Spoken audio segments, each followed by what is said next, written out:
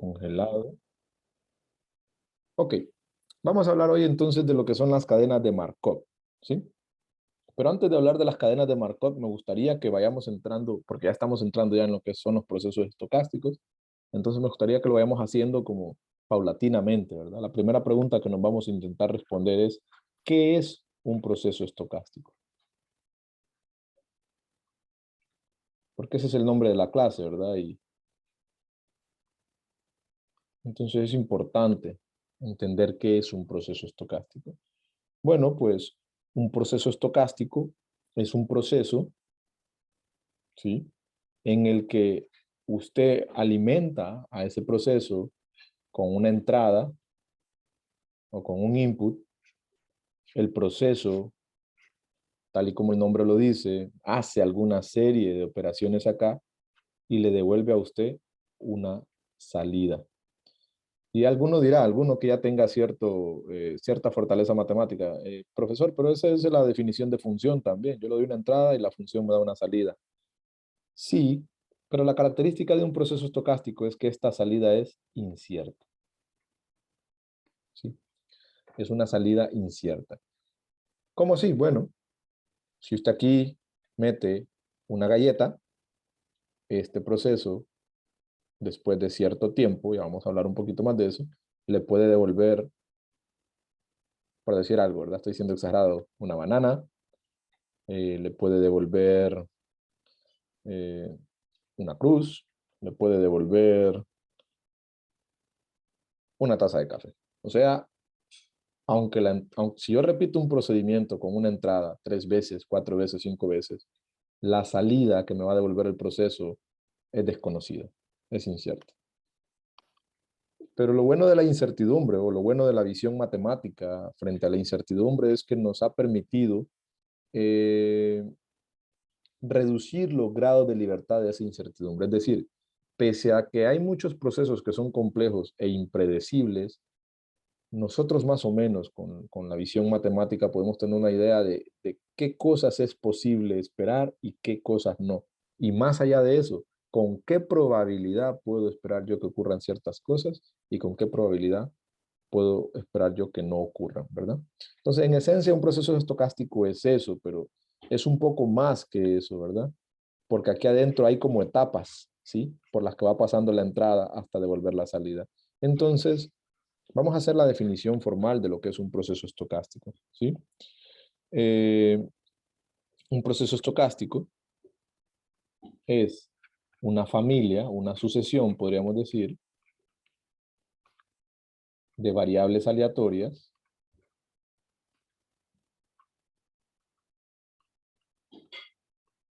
eh, x sub 1, x sub 2, x sub n, ¿sí? Lo vamos a dejar hasta x sub i. Y vamos a decir que esto puede seguir o puede ser finito o infinito, ¿verdad? Eso no nos importa por ahora, ¿sí? Eh, en el que a los subíndices i,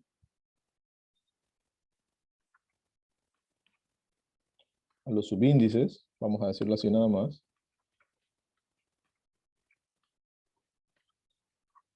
eh,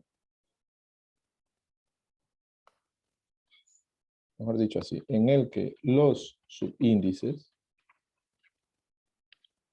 pertenecen, pertenecen a un conjunto i, ¿sí? Llamado índice del proceso,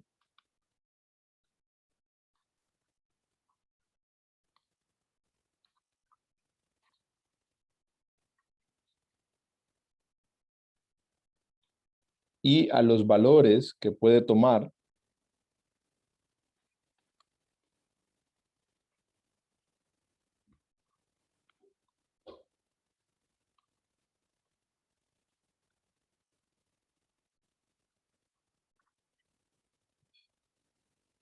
no cada, todas las variables.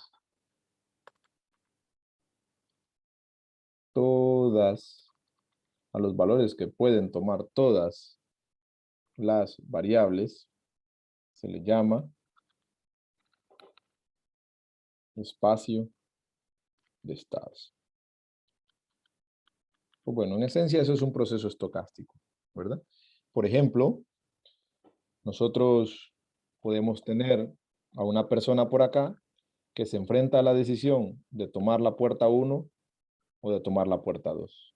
Y luego de tomar la puerta 1, puede tomar la puerta 3 o la puerta 4, o puede tomar la puerta 4 o la puerta 5. ¿Sí? Vamos a decir que aquí esta puerta es común para los dos, ¿verdad? Y que luego, si toma la 3, pues va a la puerta 6, si toma la 4 va a la puerta 7, y si toma la 5 va a la puerta 8. Pues bueno, aquí lo que tenemos es una sucesión de variables aleatorias, ¿sí? A la primera decisión que debe tomar la persona le llamamos X1.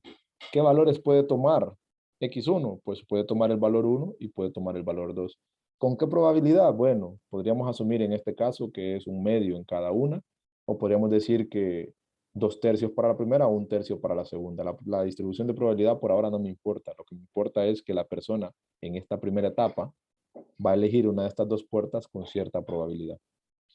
Luego, dependiendo de la puerta que haya elegido, se enfrenta a la decisión de tomar la puerta 3 o la puerta 4 o la puerta 4 o la puerta 5. Pues aquí tenemos otra variable aleatoria que puede tomar estos dos valores si eligió la puerta 1 o puede tomar estos dos valores si eligió la puerta 2. Pero nuevamente es una variable aleatoria porque hay probabilidades para que la persona elija estas puertas. Y supongamos que después de cualquier elección, pues tiene que enfrentarse a la siguiente elección de elegir una de estas tres puertas, ¿verdad? Entonces ahí tenemos otra variable aleatoria en la que la probabilidad de que elija la puerta 6, la puerta 7 o la puerta 8 es otra. Y bueno, supongamos que cada una de estas puertas tiene una salida, ¿no? Un carro, una casa o nada. Pues esto es lo que les decía cuando me refería a una máquina. La máquina es esto. La entrada es la persona. Pero como la persona que va a servir de entrada puede tomar cualquier decisión enmarcada dentro de este espacio de estados, en un primer intento la persona podría tener un carro. Pero si la vuelvo a poner, puede que sus decisiones sean distintas y tenga una casa. O si la vuelvo a poner a elegir, puede que no obtenga nada. Entonces, la misma persona puede tener, con ciertas probabilidades, diferentes salidas, ¿no? A eso me refiero con lo que es un proceso estocástico. La sucesión de variables aleatorias de la que hablamos acá son eventos que pueden ocurrir a cada paso, digamos, y estos índices que tenemos acá, estos subíndices X1, X2, hasta X sub I, esos índices 1, 2 y, es lo que para nosotros va a representar, entre comillas, el tiempo, ¿verdad? Digo entre comillas porque en realidad no es un tiempo como tradicionalmente lo conocemos, ¿no? Medido en horas, minutos o segundos, sino que es un tiempo medido en decisiones o en etapas, digamos, etapa 1, etapa 2, etapa 3, lo podemos ver de esa manera, ¿verdad? Entonces, para nosotros, esas etapas o esos distintos eventos que pueden ir ocurriendo, pues es lo que nosotros vamos a llamar tiempo, entre comillas, ¿verdad? ¿Alguna pregunta hasta aquí?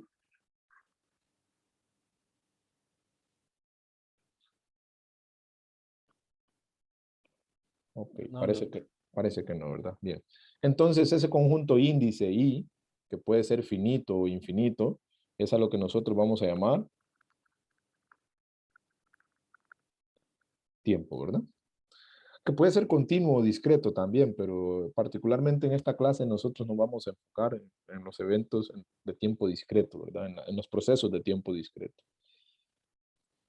Entonces, me gustaría que ahora que estamos hablando de lo que es un proceso estocástico, ahondemos en la diferencia entre lo que es determinismo y lo que es aleatorio, ¿verdad? Cuando nosotros hablemos en matemáticas, nosotros tenemos al menos dos enfoques para modelar situaciones, ¿verdad? Nosotros tenemos un enfoque determinista. ¿Saben lo que es la palabra determinismo? ¿La han escuchado?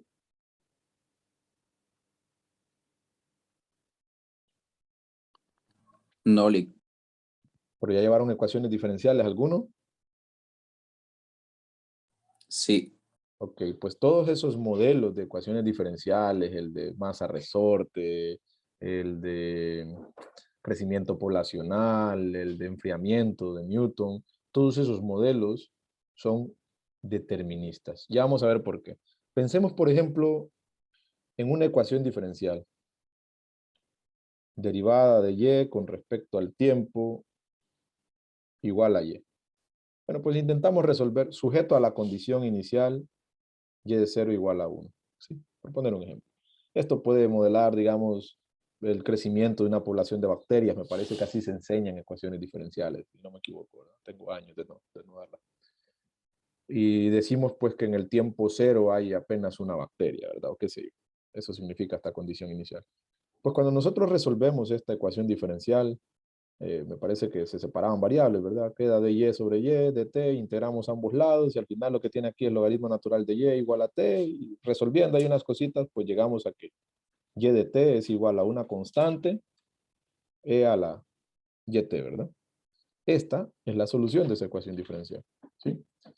Pues cuando yo a eso le aplico el y de 0 igual a 1, o sea, esa condición, lo que tengo es pues que si y de 0 es 1, y de 0 sería igual a c e a la 0, o sea, c, pero me están diciendo que y de 0 es 1, ¿verdad? Así que la constante es 1.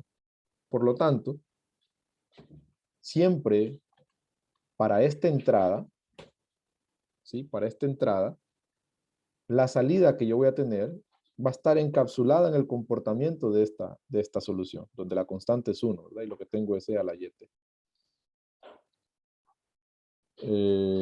Permítanme, aquí esa y no va.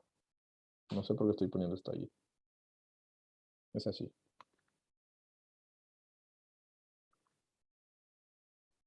Sí, ¿verdad? De y, logaritmo natural de y, t, sí, esa es la t nada más. Ok, entonces esta y no va. Entonces el comportamiento a cada tiempo, yo lo puedo tener capturado de esta manera. Si yo quiero saber cuántas bacterias van a haber en el tiempo 2, pues sea la 2. Si yo quiero saber cuántas van a haber en el tiempo 3, pues sea la 3. Si yo quiero saber cuántas van a haber en el tiempo pi, pues sea la pi. Y sin importar cuántas veces yo dé esta condición inicial, o sea, cuántas veces, si yo introduzco una bacteria en el tiempo 0, siempre en el tiempo pi voy a tener e a la pi bacterias. O sea, es determinismo, eso es rígido, ¿verdad? No hay manera de que eso cambie. Puedo repetir el experimento 1000 veces y 1000 veces voy a tener la misma respuesta. Pues eso es determinismo, ¿verdad? Cuando algo está así determinado desde el inicio, o sea, las condiciones iniciales establecen todo lo que puede ocurrir a futuro. Para algunos casos o algunas situaciones el determinismo es bueno, ¿verdad? Y funciona muy bien. Sobre todo en estas cuestiones del modelado de la física, ¿verdad? Donde todo a veces es idealizado en conducción de calor y estas cosas, ¿verdad? Ahí funciona bien. Pero un modelo estocástico es distinto y para eso les voy a plantear un ejemplo. Supongan ustedes que tenemos una partícula y aquí voy a poner el tiempo, así como aquí, ¿ven? Aquí tenían ustedes el número de bacterias, tiempo. Bueno, pues aquí yo tengo el tiempo, pero aquí lo que voy a poner es la posición. Vamos a suponer que y es la posición. Pues vamos a decir que esta partícula a cada tiempo, y como en este caso mi tiempo es discreto, pues voy a enfocarme solo en lo discreto, ¿no? A cada tiempo, esta partícula puede subir una unidad, ¿sí? Puede subir una unidad con una probabilidad P o puede bajar una unidad con una probabilidad. Si la probabilidad de subir es P, la probabilidad de bajar es 1 menos P, ¿verdad? Pues si yo repito este experimento muchas veces, en algunos casos en el tiempo 2 la partícula puede estar, digamos que en el tiempo 1 subió y en el tiempo 2 subió, pues puede ser que la partícula en el tiempo 2 se encuentre ahí. Pero si yo vuelvo a repetir el experimento, podría ocurrir que en el tiempo 1 la partícula haya subido una posición y en el tiempo 2 haya bajado esa posición. O podría ser que la partícula haya bajado 2 posiciones. Entonces, el mismo experimento con la misma entrada, en el tiempo 2 puede arrojar 3 salidas diferentes. Pues eso es estocástico, ¿verdad? Porque yo tengo cierta incertidumbre, ¿no? de qué puede suceder con la partícula en esos tiempos. Sin embargo, al menos tengo cierto control, ¿verdad?, sobre lo que ocurre con la partícula, porque yo ya sé que si en el tiempo 0 está en esta posición, en el tiempo 2 puede estar en alguna de estas 3 posiciones. Lo que pasa es que la incertidumbre va a ir creciendo a medida que el tiempo avance, ¿verdad? Porque en el tiempo 4 ya podría ser que haya subido 4 posiciones, o subido y bajado, pero siempre voy a tener un control de qué es lo que me puedo esperar a medida que el tiempo pasa. Pues eso es estocástico. Y se lo voy a ilustrar aquí con un pequeño, esto es bien sencillito, ¿verdad? Es precisamente ese ejemplo que les acabo de mencionar ahorita, pero lo que he dicho es que la probabilidad de subir es 0.6, y bueno, entonces la probabilidad de bajar es 0.4, ¿verdad? O sea, es más probable que la partícula sube a que baje. Pues bueno, si yo compilo eso, ¿verdad? Miren que en este primer experimento la partícula subió desde la posición 0 hasta aproximadamente la posición 30, ¿sí?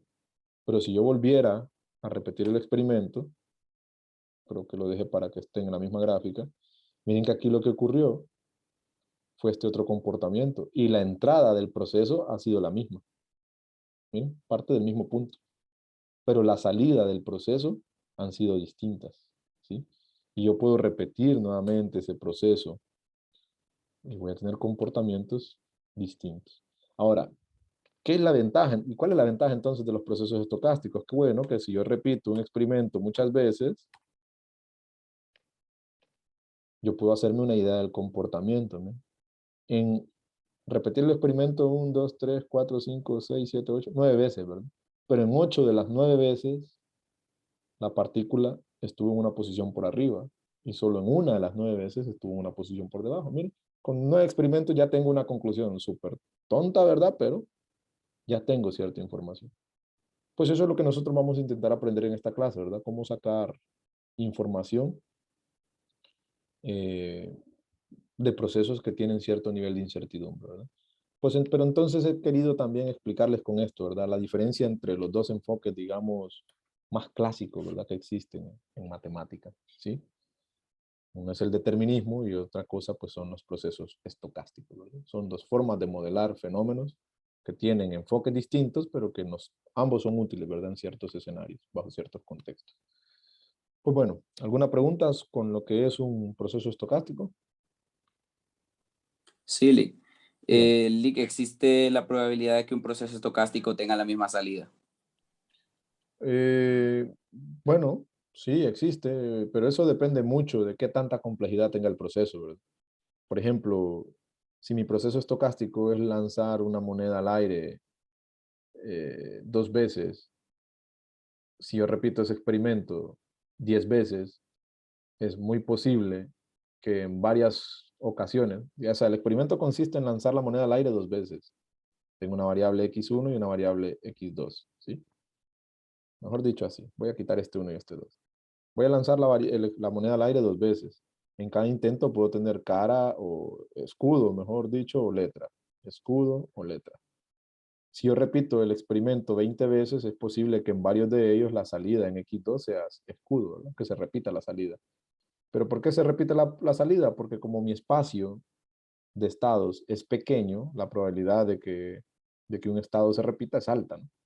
Entonces, la probabilidad de que un proceso estocástico muestre varias veces la misma salida depende mucho de la complejidad del proceso, ¿verdad? ¿Qué tantos estados puede tener el proceso? Pues ya que me mencionó eso, ¿verdad? Me gustaría hablar de lo que es precisamente el espacio de estados. El espacio de estados, porque lo mencionaba la definición, ¿verdad? ¿Sí? Un proceso estocástico es una familia de variables aleatorias en el que los subíndices pertenecen a un conjunto I llamado índice del proceso, o sea, y lo que nos indica ese subíndice es el tiempo, ¿verdad? Y los valores que pueden tomar todas las variables, pues se le llama espacio de estados, ¿verdad? Entonces, en el caso de que yo lance una moneda al aire 100 veces, ¿sí?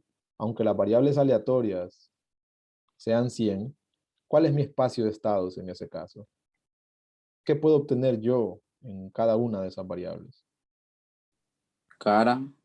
Ajá, cara. o cruz, ¿verdad? Pues, O si lo queremos decir en buen hondureño, escudo o letra, ¿verdad? O sea, o una cara de la moneda o la otra. Pues ese es mi espacio de estados en este caso. Ok. Y en este experimento que mostramos aquí, permítanme, ¿cuál será mi espacio de estados? Si considerando, digamos, que el experimento lo voy a repetir únicamente 100 veces y la partícula parte en cero, ¿en qué estado se puede encontrar cada una de las? Suba o baje. Ajá, puede subir. ¿Hasta dónde podría subir en el mejor de los casos? Si desde cero puede subir solo una posición por cada tiempo. 100. Hasta 100, ¿verdad? O sea, en el mejor de los casos, suponiendo que en ningún evento bajó, la partícula puede subir hasta 100. ¿Y hasta dónde puede bajar? En el peor de los escenarios. Menos 100. Hasta menos 100. Entonces, ¿cuál es mi espacio de estados? ¿Qué valores pueden tomar cada una de las variables aleatorias? 1 y menos 1. 1 menos 1, 2 menos 2, 3 menos 3, 4 menos 4. O sea, el espacio de estados es la colección de todos los estados. Desde la variable 1, miren que aquí la variable 1 podía tomar los valores 1 o menos 1. La variable 2, que fue el segundo lanzamiento, podría tomar los valores 2, 1, 0, menos 1 o menos 2. La variable 3, bueno, si la partícula cae a 2, la variable 3 puede tomar el valor de 3. Pero también podría tomar el valor de 2, o de 1, o de 0, menos 1, menos 2.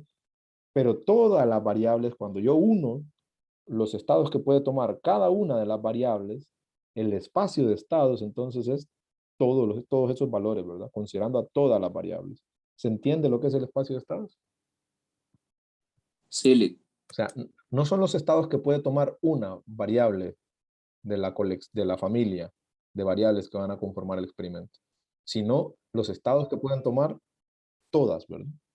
O sea, la unión de los estados posibles de cada una de las variables aleatorias en el proceso o en la familia. ¿Ok? Bueno, todavía no estamos hablando de cadenas de Markov porque hay conceptos que creo que son importantes, ¿verdad? Que los mencionemos. Ok. Pues un proceso estocástico tiene dos cosas, al menos dos características importantes, ¿verdad?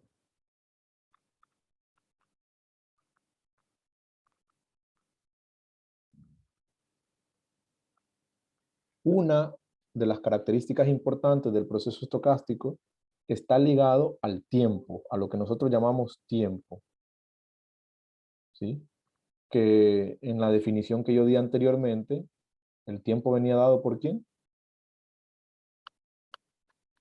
X1, X2. por I. Ajá, por esos subíndices. Pero Evento. esos subíndices los aglomeramos en un conjunto que, como bien dicen los compañeros, a ese conjunto le llamamos I. Ok. Un proceso estocástico está determinado por dos características. Una es el tiempo y la otra característica es el espacio de estados. Que el espacio de estados está vinculado más que todo a las variables aleatorias, ¿sí? Esto está directamente vinculado con las variables aleatorias. ¿Por qué? Porque el espacio de estado son los valores que pueden tomar las variables, ¿sí? Los espacios de estado, el espacio de estado, perdón, es la unión de todos los valores que pueden tomar las variables, así que esta parte está vinculada a las variables aleatorias que forman el proceso, ¿verdad? ¿Sí? A todas esas variables aleatorias que forman el proceso, pues la unión de los valores que pueden tomar esas variables es lo que forma esto. Así que una característica del proceso estocástico está vinculado a los índices y otra característica está vinculado a los valores que pueden tomar. Los valores que pueden tomar las variables se reúnen en el espacio, los subíndices se reúnen en el I, en el conjunto I. Ok. ¿Y qué es lo que quiere decir el profesor con esto? Bueno, que en un proceso estocástico podemos tener tiempo discreto o podemos tener tiempo continuo. Pero también en un proceso estocástico podemos tener un espacio de estados discreto o un espacio de estados continuo. ¿De qué depende que el espacio de estado sea discreto? Pues de la variable que esté estudiando. Si mi variable puede tomar únicamente un conjunto finito de valores, pues el espacio de estados va a ser discreto. Pero si mi variable puede tomar un conjunto no numerable de valores, o sea que no se pueden contar ni con el infinito, entonces ese espacio de estados es continuo. Si el tiempo viene dado como yo lo definí originalmente, ¿verdad? X1, X2, X3, X4, pues este proceso, ¿cómo es? ¿Cómo son los tiempos? Discreto. Pues Discreto. este sería un proceso en tiempo discreto. De hecho, la definición que yo di de proceso estocástico ahorita, abusé un poquito, ¿verdad? Porque di una definición de un proceso estocástico en tiempo discreto. Pero puede ocurrir que un proceso estocástico tenga tiempo continuo. ¿Qué es lo que pasa? Que estos procesos nosotros no los vamos a estudiar. Nosotros vamos a estudiar los procesos estocásticos que son discretos en tiempo, ¿verdad? Y también nos vamos a dedicar a los procesos estocásticos que son discretos en espacio. Por eso es que únicamente vimos las distribuciones discretas, ¿verdad? Hablamos un poquito de la hipergeométrica, hablamos un poquito de la de Poisson, creo que de la binomial no hablamos, pero esos son los tipos de variable que nosotros vamos a considerar, ¿verdad? Variables que pueden tomar valores discretos. Continuos, no los vamos a considerar. Entonces voy a poner ahora algunos ejemplos y su trabajo va a ser irme diciendo si ese ejemplo que puse, cómo es el espacio de estados y cómo es el tiempo de ese proceso. ¿De acuerdo? Vamos a ver. Identifique el tipo de espacio de estados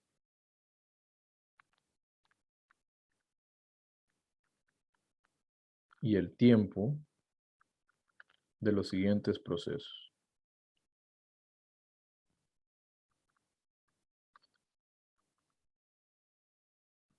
Esto es lo que vamos a hacer. Pues bueno, número 1. Supongamos que en un aeropuerto, bueno, en una oficina,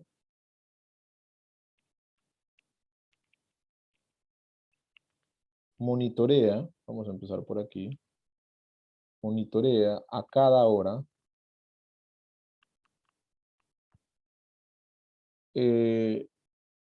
la concentración.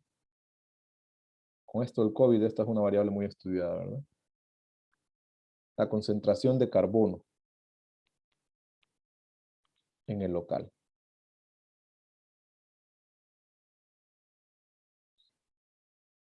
¿Qué tipo de variable es esa que se está estudiando? Vamos a ver. Aquí falta información.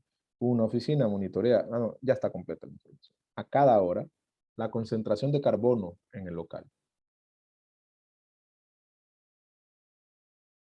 ¿Cómo es el espacio de estados?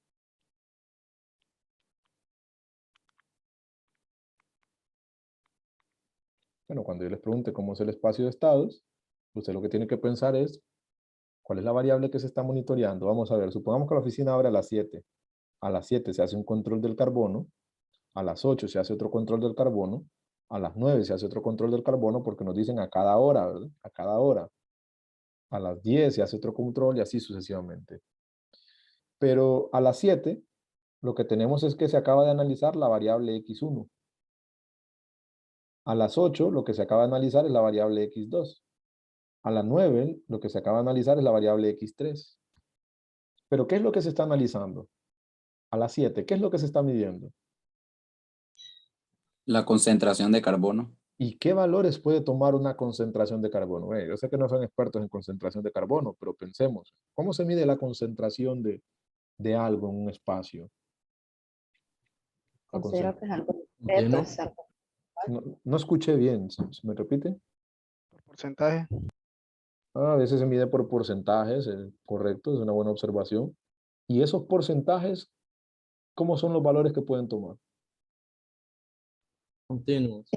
Ah, es continuo, ¿verdad? Esos porcentajes rara vez nos dicen simplemente 40%, 50%, sino que normalmente es 50 punto y algo, que las personas a veces redondeemos es otra cosa, ¿verdad? Pero la variable como tal admite infinitos decimales, ¿verdad? O sea, se puede medir con números reales.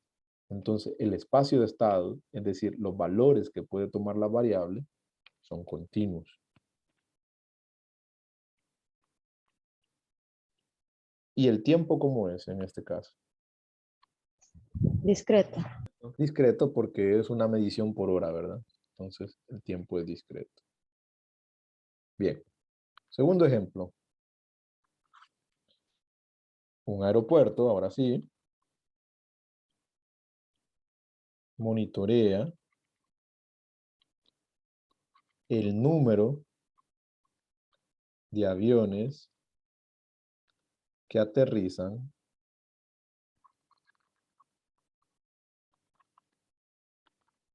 por hora en el aeropuerto. En la pista sería mejor, ¿verdad? Porque un aeropuerto en el aeropuerto es una muy redundante.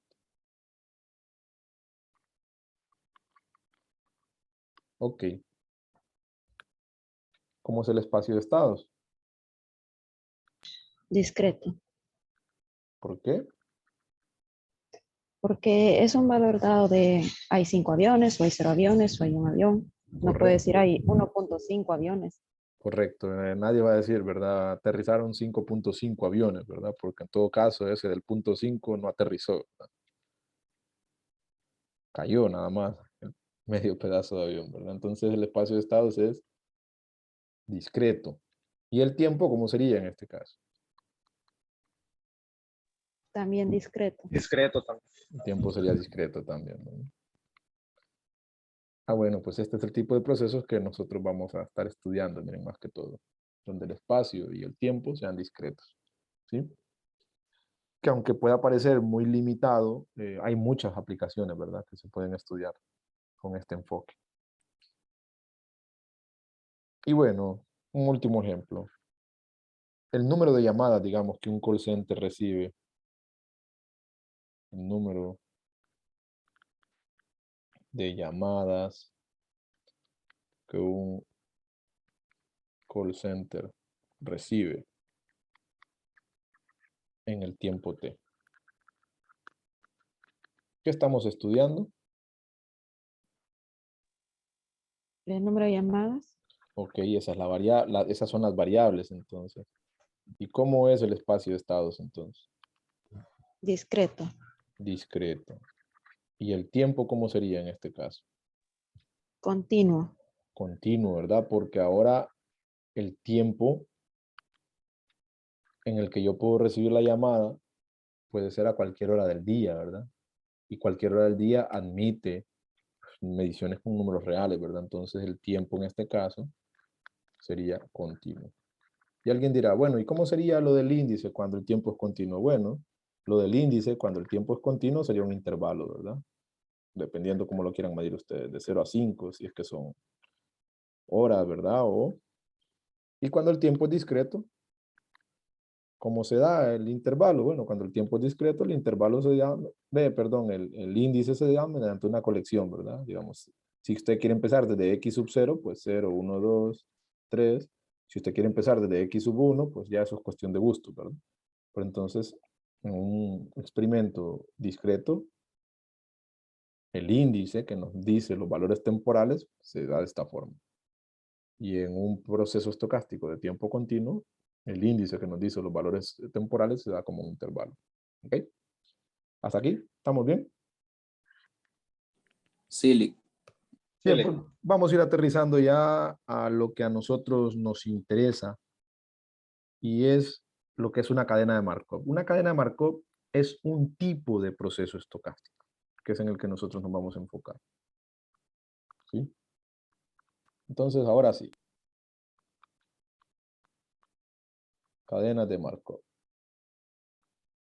Bueno, entonces lo primero que tenemos que hacer es definir lo que es una cadena de Markov, ¿verdad?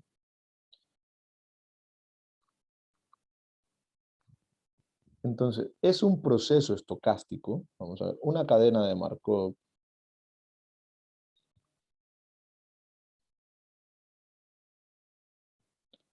es un proceso estocástico, es un tipo de proceso estocástico.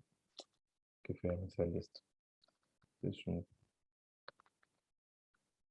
Es un tipo de proceso estocástico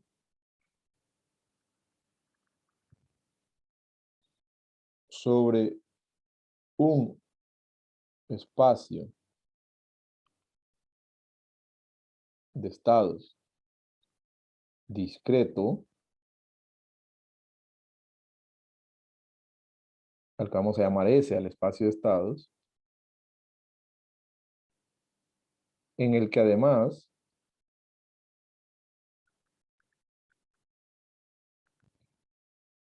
una cadena de Markov es un proceso estocástico sobre un espacio de estado discreto S, mejor dicho aquí, que satisface la siguiente propiedad, ¿sí? Pero lo que satisface la propiedad no es el espacio de estados, ¿verdad? Sino que el proceso estocástico que estoy definiendo. Que satisface la siguiente propiedad.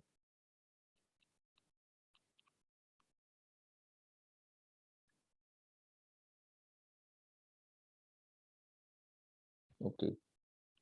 Y es que la probabilidad de que x sub n más 1 tome un valor x sub n más 1, dado que x sub 0 tomó un valor x sub 0 y que x sub 1 tomó un valor x1, hasta decir que x sub n tomó un valor xn, es exactamente igual a la probabilidad de que x sub n más 1 tome un valor x sub n más 1, dado que, miren, por eso mirábamos nosotros probabilidades condicionales, ¿verdad? Porque así se definen las cadenas de Markov. X sub n es igual a xn. Y esto se debe cumplir para todo x sub i que pertenece al espacio de estados. Es decir, el conjunto de valores, miren, que puede tomar la variable xn más 1, la variable x0, la variable x1, x2 hasta xn, son esos x sub i. Y esos x sub i son los elementos que conforman el espacio de estados, ¿verdad? Ok. ¿Quién me interpreta lo que dice esta propiedad? ¿Quién me dice, esta propiedad quiere decir esto? ¿Quién me interpreta lo que dice la definición, mejor dicho?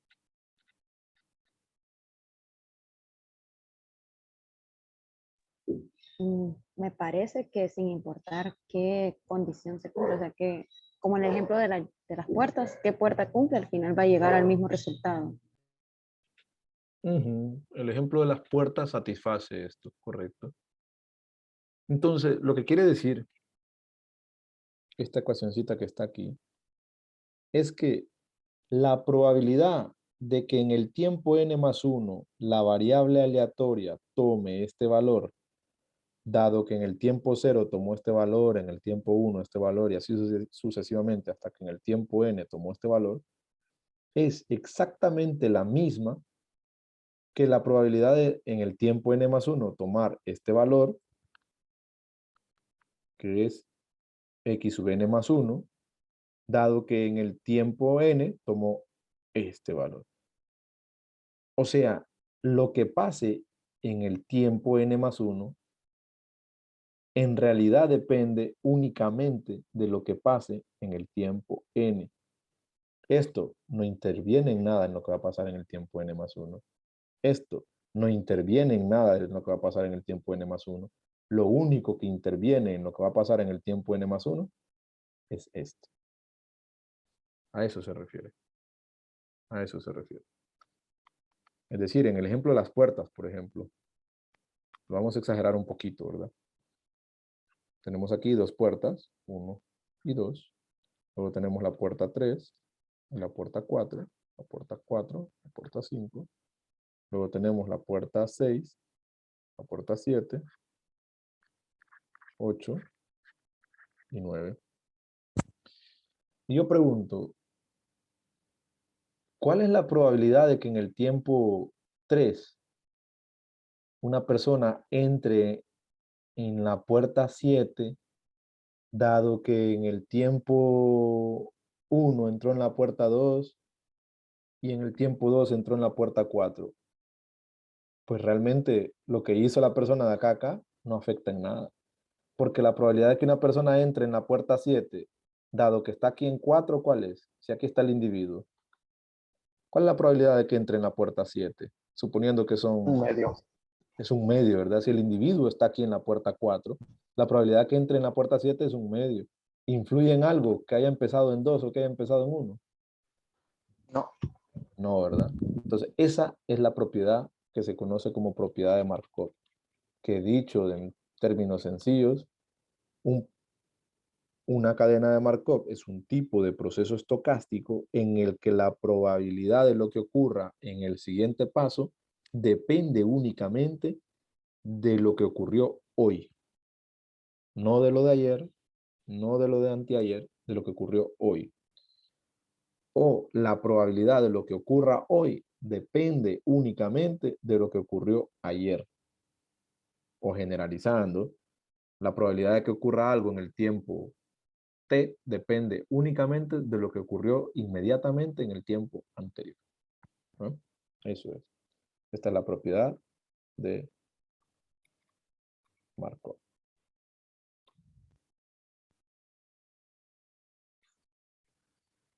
¿Se entiende la propiedad de Markov?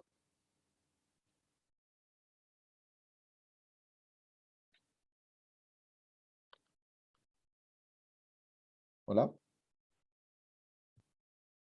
Sí, Sí, Entonces aquí tenemos que empezar a forjar un lenguaje común, ¿verdad? Porque este tipo de x sub 0 igual a 0, x sub 1 igual a 1, eso va a aparecer mucho acá. Así como estas probabilidades condicionales y eso. Así que tenemos que tener un lenguaje común y una de esas cosas importantes es que cuando ustedes miren x sub n, por ejemplo, igual a y, así como aquí x sub n más 1 es igual a este xn más 1, o así como esta variable x0 es igual a este x0, cuando ustedes miren esto, ustedes en sus cabezas lo que tienen que entender es que la variable aleatoria, o el proceso, vamos a decir, en este caso la cadena, ¿verdad? La cadena de Markov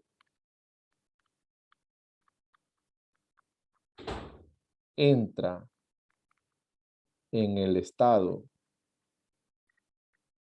y, vean que el estado es el valor que toma la variable, ¿no? Entra en el estado y en el tiempo, ¿en qué tiempo? N. En el tiempo n, ¿verdad? O sea que yo aquí muchas veces yo voy a decir, calcule la probabilidad de que en el tiempo 5 la variable esté en el estado 3. Ah, pues usted ya tiene que saber que lo que usted tiene que calcular es la probabilidad de que en el tiempo 5 la variable esté en el estado 3. El proceso esté en el estado 3. Eso es, ¿verdad? Entonces tenemos que reforzar bien, ¿verdad? Ese lenguaje que nosotros vamos a estar empleando aquí. Pues bueno, esto es lo que se conoce como la propiedad de Markov, ¿verdad? Yo creo que queda entendido lo que es. Para cualquier estado, la probabilidad de lo que ocurra en el siguiente momento depende únicamente de lo que está ocurriendo actualmente, no del pasado. Bueno, y habiendo dado esos conceptos, ya tenemos la definición. Vamos a dar una última definición. Y con eso vamos a cerrar, para que mañana podamos hacer algunos ejemplos, ¿sí? Además de... una cosita importante, antes de pasar a lo otro. Cuando yo digo que una cadena de Markov es un proceso estocástico, es que también satisface la definición de proceso estocástico, ¿no? O sea que si quisiéramos una definición completa, tendríamos que decir, una cadena de Markov es una familia de variables aleatorias x1, x2, x3, x4, donde los subíndices pertenecen a un conjunto índice, ¿de acuerdo? Y donde las variables se definen sobre un espacio de estado discreto S que satisface la siguiente propiedad. Recuerden que ya tenemos una definición para proceso estocástico, ¿verdad? Pues si todo lo que está aquí es un proceso estocástico, las cadenas de Markov son un tipo de proceso estocástico y por ende deben cumplir con las propiedades, ¿verdad? O con las características de lo que es un proceso estocástico, ¿sí? Bueno, por último, vamos a decir, esta es otra definición, ¿verdad? Esta definición habla de la homogeneidad en tiempo.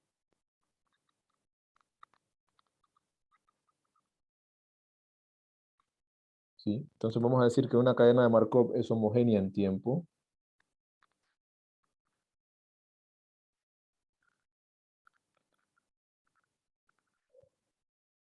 eh,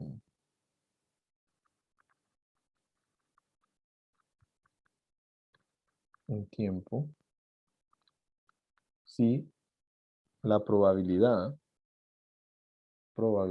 de que x sub n más 1 entra en el estado de xn más 1, digamos, dado que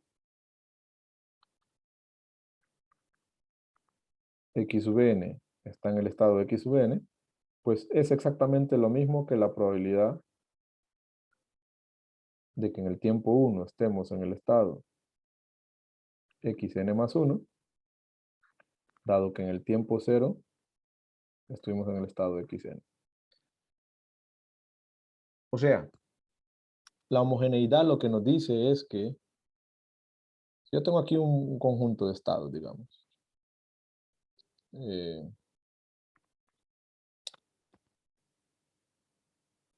Sí, vamos a decir que aquí tengo un conjunto de estados.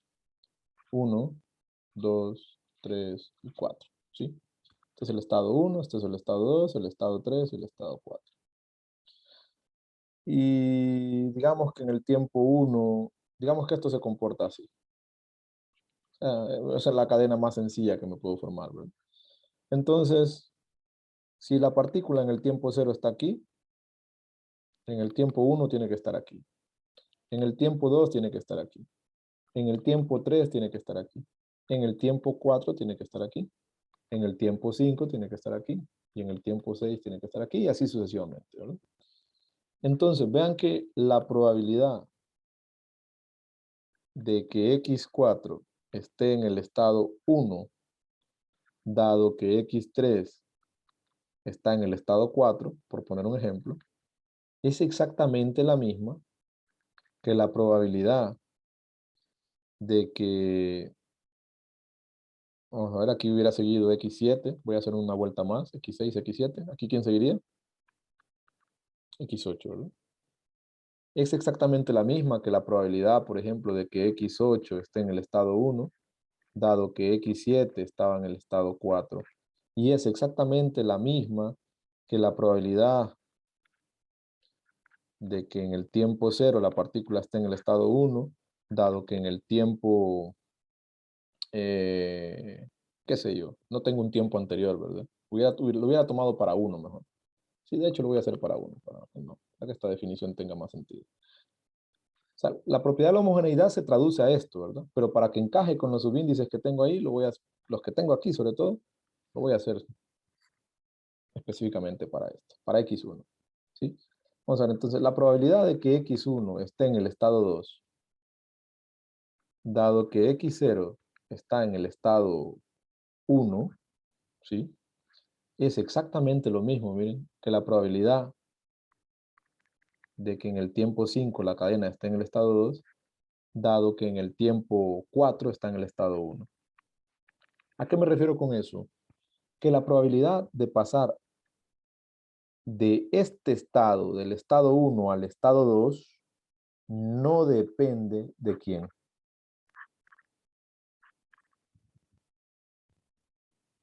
Si esta probabilidad condicional y esta probabilidad condicional permanecen iguales, a pesar que los tiempos son distintos, ¿qué estoy diciendo? Que no depende del tiempo. Que no depende del tiempo. Depende únicamente de qué. Del estado. Depende del estado en el que me encuentro. Esa es la definición de homogeneidad, ¿verdad? La probabilidad de pasar a un estado desde otro no depende de los tiempos, únicamente de los estados. Esa es la definición de homogeneidad. ¿De acuerdo? ¿Se entiende la definición de homogeneidad? Sí, Lick. Un ejemplo, ¿verdad? Un ejemplo de un proceso aleatorio que puede ser homogéneo, y con esto termino. ¿Sí? Una apuesta. Una persona tiene lempiras, entra a un juego de apuestas en el que se lanza una moneda al aire. Si cae cara, gana un lempira. Si cae escudo, pierde un lempira. Pues la persona puede estar, ¿verdad? Puede ganar con probabilidad 1/2 o puede perder con probabilidad 1/2.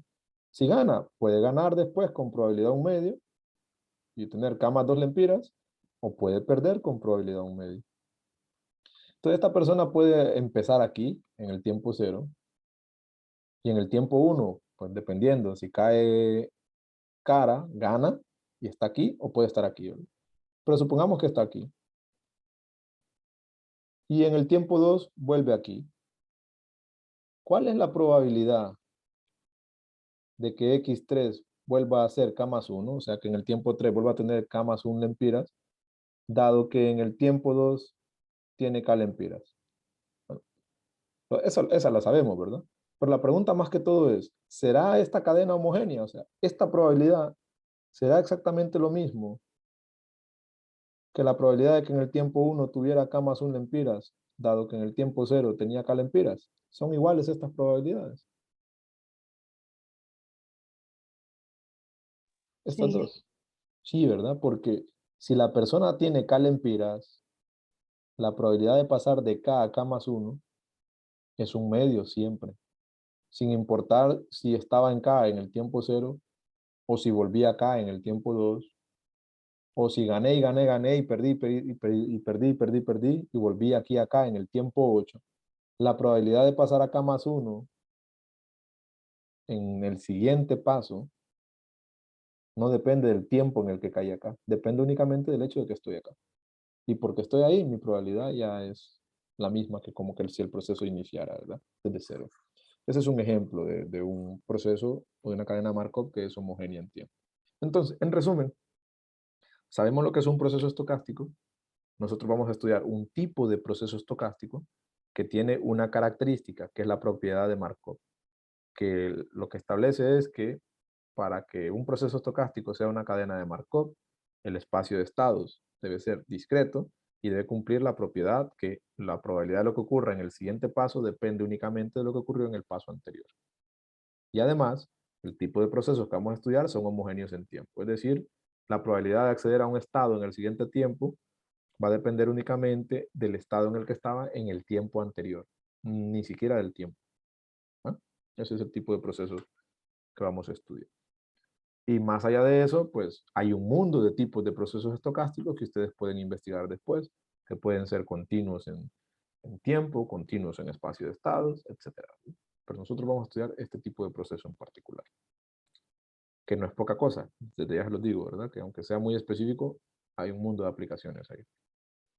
Bien, preguntas con todo lo que hemos hablado hoy, antes de pasar mañana a la práctica. Sí, las definiciones están ahí en el libro de estadística matemática. Ya esta parte de las cadenas de Markov está ya meramente en el libro de Dobrow, Robert Dobrow, sí. Ah, Sí. ¿Alguien más iba a preguntar algo, me parece? Es que de la definición de Markov, Ujú. una pregunta, ¿será que x sub 0 es independiente de x en es más 1?